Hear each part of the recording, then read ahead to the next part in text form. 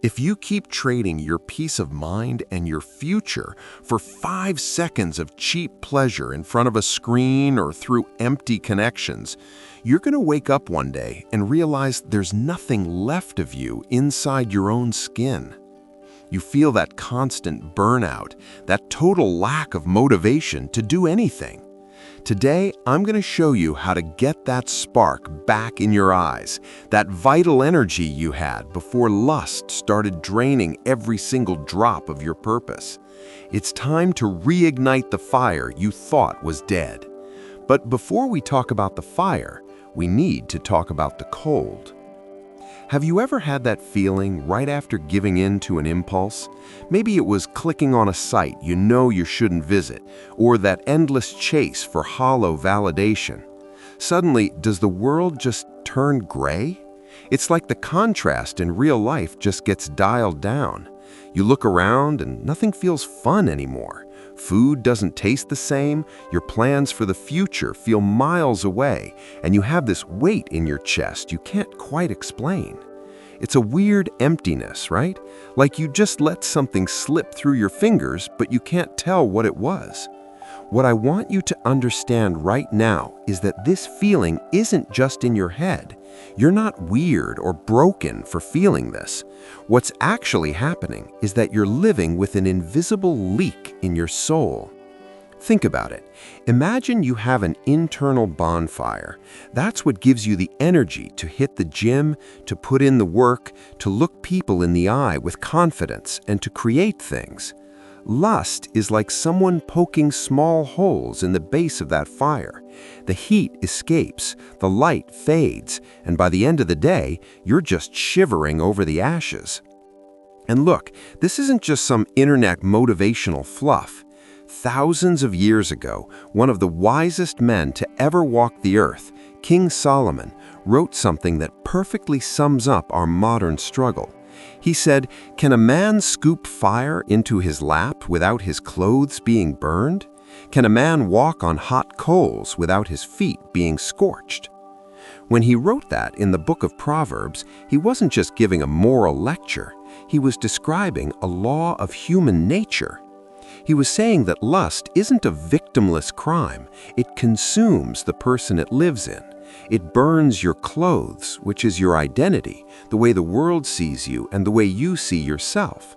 Every time you chase that cold fire of lust, you are literally burning away your ability to feel real satisfaction with the things that actually matter. Today, modern science calls this dopamine hijacking. Your brain gets such a massive hit of artificial pleasure that, to protect itself, it shuts down your normal pleasure receptors.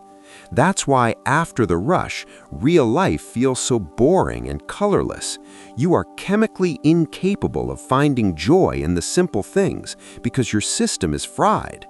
But hold on, take a breath. If you feel like this right now, know that your fire isn't gone. It's just being smothered by this cycle.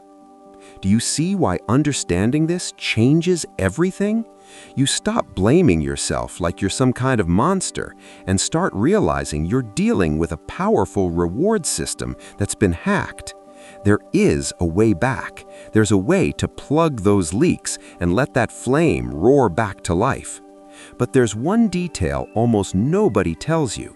If you think the problem with lust is just feeling tired or losing focus, you have no idea how deep this rabbit hole goes. Lust works exactly like a hard drug, and if you don't understand what it's doing to your perception of reality, you'll never be the master of your own mind. Do you want to understand why the more you consume, the more you need, and the less you feel? Chapter 1. The Anatomy of the Ghost. Think about it. Have you ever been in a situation where deep down you knew you shouldn't do something, but it felt like someone else was behind the wheel of your body? It's a bizarre feeling. You see yourself heading toward a mistake as if you were hypnotized. You tell yourself, "I'm not doing this today," and 10 minutes later, there you are, phone in hand, falling back into that same old habit. It's like there's a ghost inside you. And the worst part? This ghost is insatiable. Let me tell you what almost nobody realizes about what's happening inside your head in those moments. It's mind-blowing once you understand the game. Your brain has a reward system designed to keep you alive. It's meant to give you a win when you eat good food or achieve something difficult. The problem is that modern lust, this constant bombardment of easy images and stimuli, is like a hacker hijacking that system. You know that high-level insight neurologists discuss that rarely reaches the average guy? Here it is. Your brain can't tell the difference between what's real and a high-definition screen. When you consume this stuff, your brain thinks you're having massive reproductive success. It thinks, wow, this guy is a winner. And then it floods you with a dopamine hit that is quite literally the fuel for your motivation. But there's a scientific insider tip you need to know. It's called the Coolidge effect. Basically, it's the brain's tendency to get bored with the familiar and constantly chase the new to keep dopamine levels high. That's why when it comes to lust, it's never enough. You start with a simple image, but soon you need something more intense, weirder, more extreme. The ghost never gets full. It just demands bigger banquets while you get weaker and weaker. And here's a proof of concept that few people mention outside of deep psychology circles. Viktor Frankl, a psychiatrist who survived the concentration camps, said that when a man can't find meaning in his life, he tries to fill that void with sensory pleasures. In other words, your struggle isn't just against desire, it's a struggle for meaning. If you're stuck in this cycle, it's because somewhere along the way, you forgot who you are and where you're going. By the way, if what I'm saying right now is hitting home and you're starting to realize you're not defective, but that your system has been hijacked, smash that like button below. Seriously, drop a comment. I want my fire back. This helps us get this message to more men who are lost in the same maze as you. Do you see why this is a relief? The problem isn't that you're a failure with no willpower. The problem is that you're trying to fight a biological ghost with the wrong tools. Once you understand that this sudden urge is just your brain begging for the easy dopamine you've trained it to expect, you start taking the wheel back. You start seeing the ghost for what it is, a chemical illusion. But look, if you think the impact is just on your brain and chemistry, wait until I show you what this does to your actual identity. Because the next step of this leak isn't just making you tired, it's making you forget your own name and your purpose in this world. If you've ever felt like you're losing your essence, you need to see what happens when lust decides it wants to own your story. Chapter 2. The Identity Theft.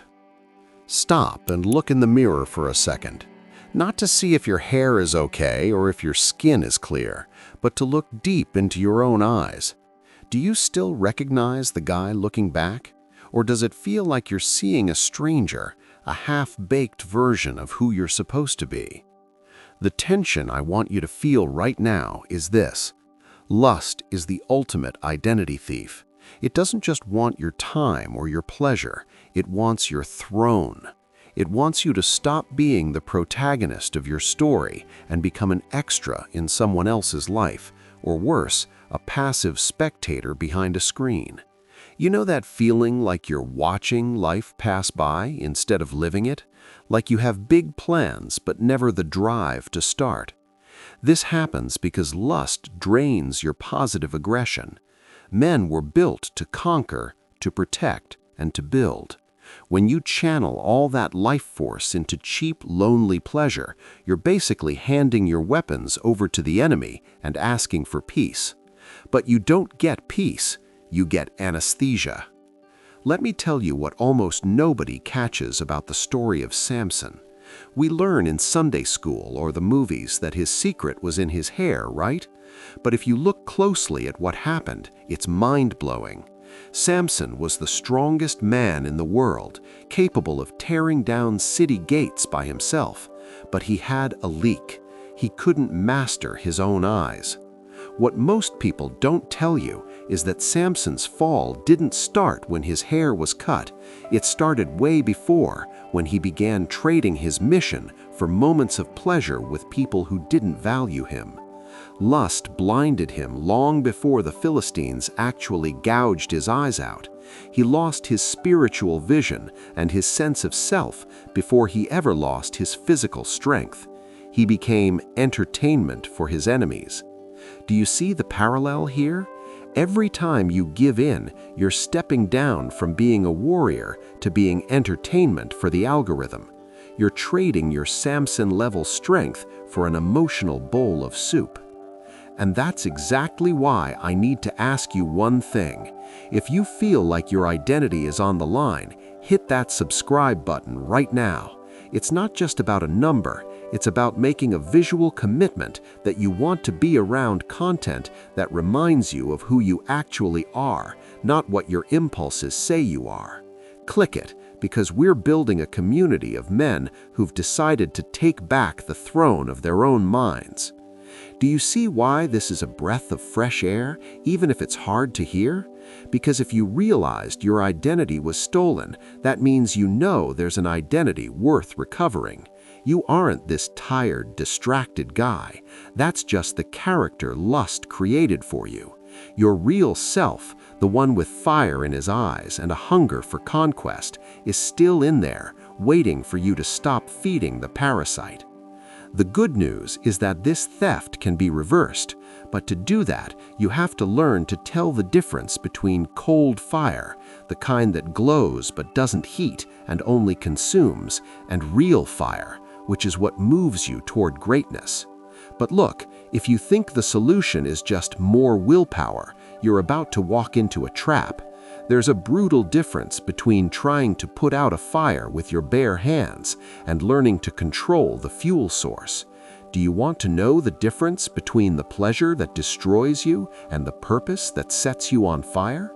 Chapter 3: Cold Fire versus Real Fire. Have you ever seen a neon sign in the middle of the night? It glows, it grabs your attention from a mile away, it looks vibrant. But if you get close and put your hand on it, it's cold. It doesn't warm the room, it just glows artificially and makes an annoying buzzing sound if you stay too long. Lust is exactly like that neon sign. I call it cold fire. The big tension here is that we've been taught to believe that any spark of pleasure is living life. But cold fire has a cruel trait. It consumes the fuel, your soul, your time, your energy, without giving you any heat back. You finish the act feeling colder than when you started. You end up lonelier, more insecure, and with less desire to face the real world. Now look at the difference with real fire. Real fire is what comes from the inside out. It's the fire of purpose, of creation, of real love, of a job well done. This fire doesn't glow as bright as neon at first. It's more subtle, but it warms you. It gives you that feeling of, I know why I woke up today. When you're burning with real fire, you don't need external stimuli every 5 minutes to feel alive. Your very existence becomes the fuel. Let me tell you a secret the ancients knew very well, but our click-now culture has forgotten. There's a Greek concept called enthusiasmos, the root of our word enthusiasm. Do you know what it literally means? To have a god within. The ancients believed that when a man was focused on his mission, he was possessed by a divine flame that made him unstoppable. What almost nobody realizes is that lust is the exact opposite of enthusiasm. Instead of having something divine inside, you become addicted to something outside. You trade internal presence for external dependence. C.S. Lewis once wrote that lust is like a hunger that grows as it is fed, but never satisfies. It's like trying to put out a fire by throwing gasoline on it. You think you're solving the void, but you're just making the hole bigger. The authority here is nature itself. Look at any man you admire, someone who built something great, whether it's a solid family, an empire, or a work of art. You'll notice these men have a kind of armor. They aren't slaves to every impulse that pops up on their phone. Why? Because their real fire is so hot that the cold fire of lust can't even get close. A neon sign makes no sense to someone who has the sun inside their chest. Do you see why this changes everything? Your goal starting today isn't to stop feeling desire. Desire is energy. Your goal is to stop wasting that energy on something that leaves you cold afterward.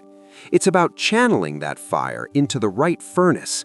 When you decide you're no longer going to give your attention to what is cheap, you automatically start accumulating energy for what is valuable.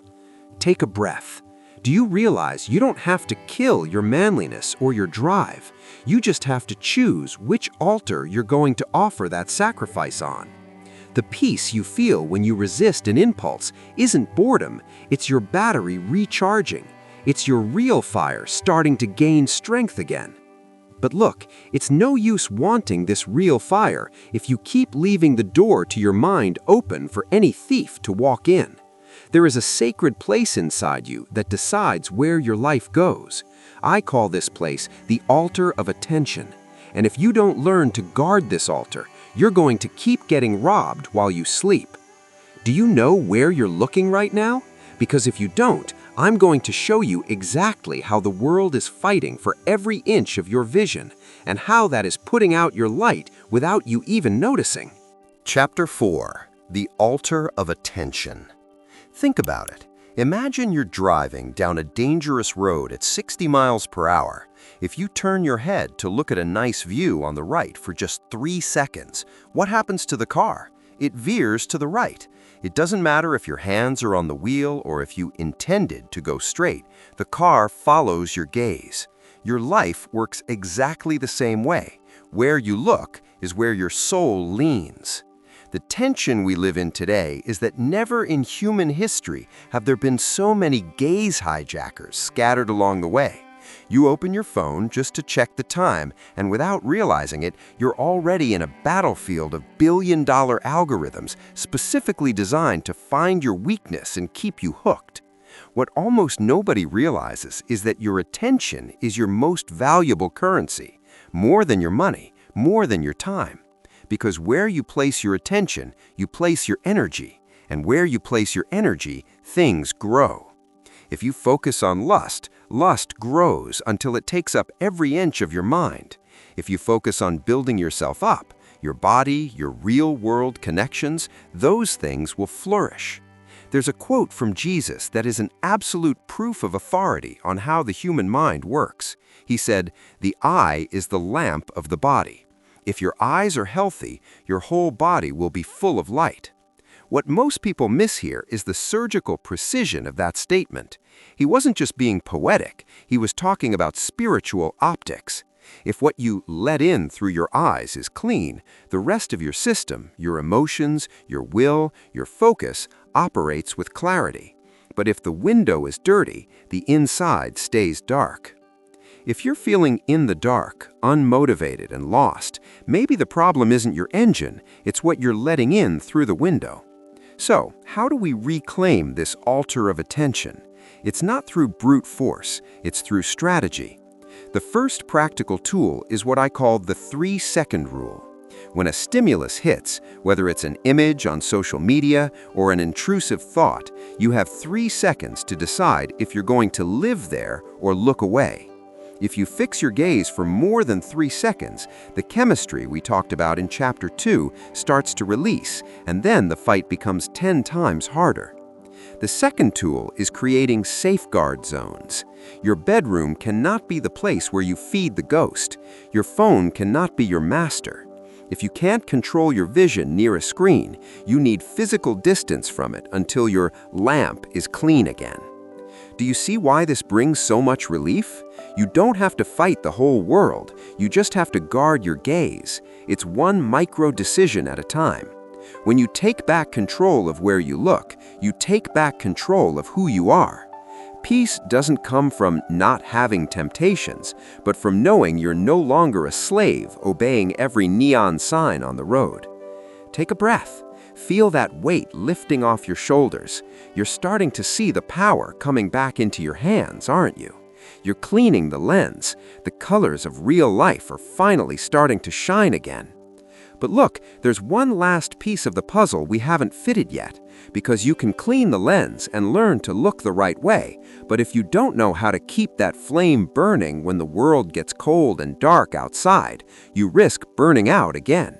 There is one final secret to turning this resistance into permanent power. Do you want to know how to stop being the guy trying not to fall and start being the guy who is burning with so much purpose that nothing can stop him? Chapter 5. A Soul on Fire. We've made it this far, and I need to be completely honest with you. There's a real danger right now. You've understood the mechanism, you've seen the leak, you've learned to guard your gaze, but do you know what happens to most men? They think victory is just not doing the wrong thing. They spend their whole lives just trying not to fall. And let me tell you, living your life just trying not to slip up is exhausting. It's like trying to hold back a dam with your bare hands. Eventually, you get tired. Eventually, your guard drops. And it's in that moment, in the silence of the night or the burnout of a rough Tuesday, that the cold fire tries to creep back in. The tension you need to resolve now is this: how do you stop just resisting lust and start winning through abundance? The secret that the great men of history discovered, from saints to warriors, inventors to leaders, is that you don't extinguish a desire, you replace it. You transmute that energy. Think about it. That electricity you feel, that impulse that seems to push you toward a screen or a mistake, that is pure life force. It's your soul fire. Lust is just that energy being drained down the pipes. What happens if you plug the drain and redirect that pressure into a turbine? You generate light. You generate power. There's a passage in the Bible, in Paul's letters, where he says, "Do not be overcome by evil, but overcome evil with good." It sounds like nice advice for a Christmas card, but it's actually a psychological warfare strategy. He's saying, don't waste all your energy fighting what's bad. Spend your energy building what's good, and the bad will have no room left to breathe. If you want your soul to truly catch fire, you need a fuel source bigger than your momentary cravings. You need a why. Who are you fighting for? What kind of man do you want your future children to see? What legacy do you want to leave behind before you're gone? When your purpose is big enough, lust stops being an irresistible temptation and starts being a cheap distraction that's just getting in the way of your greatness. Imagine yourself 6 months from now. Imagine waking up with a clear mind. You look in the mirror and see a man whose eyes burn with an intensity people actually notice. You've recovered your ability to focus. You've reclaimed your positive drive. You're no longer running from shadows. You're walking toward the light. That is a man with a soul on fire. He's not a man who feels no desire. He's a man who governs his desires like a king governs his army. Take a deep breath. Can you feel that possibility? This isn't a distant dream. It's the natural result of deciding today that your attention is sacred and your fire is not for sale. Real relief doesn't come from making it X days without falling. Relief comes from realizing you no longer need that drug to feel alive because you've discovered something much more addictive: the joy of being a man of integrity, the peace of a clear conscience, the power of looking the world in the eye with nothing to hide. Are you ready to keep this flame alive? Because the world out there is going to try to cool you down. The system will try to sell you that ice again. But now you know the truth. You know where your leak is, and you know how to plug it. Now it's time to act. We started this conversation talking about how lust consumes your fire.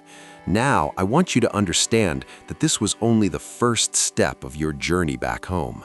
There is another area of your life that, if left unchecked, will sabotage everything we've built here today. And it has everything to do with how you view your own worth. But look, let me give you a reality check. You can understand all the dopamine science. You can memorize every focus tool. But there is a trap so subtle that it managed to take down one of the wisest men to ever walk the earth, King Solomon. What almost nobody tells you is the tragic end of his story. How could someone who had a direct line to the divine, who had all the wealth and all the knowledge, allow his fire to turn to ashes because of lust? If it happened to him, it can happen to any of us. And if you don't understand exactly where the wisest man in history tripped up, you risk making the same mistakes, even knowing everything I've taught you today. That's why I've prepared this next step for you.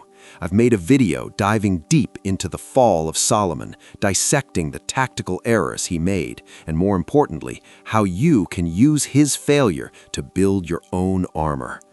If you want to protect your fire and not let your wisdom be stolen, click on the video appearing on the screen right now. I'll see you there in a second.